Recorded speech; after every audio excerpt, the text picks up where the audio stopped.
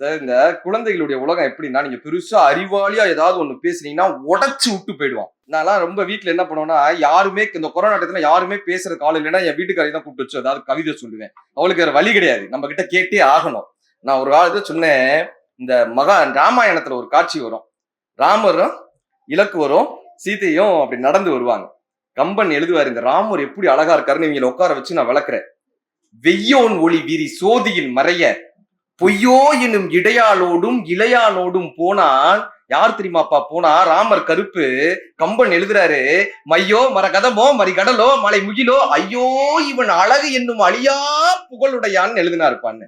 இப்ப எங்க வீட்டுக்காருக்கும் புரியல, இவனுக்கும் புரியல. இவன் சொன்னா, என்னப்பா ராமர் கியூட்டா இருக்க, அவ்வளவுதானப்பா, எதுக்குப்பா இப்படி இழுக்குற, ஏன்பா இழுக்குற? என் ஒய்ஃப்ட சொல்றான், மா are you going to waste your entire life with this Ramayanam guy?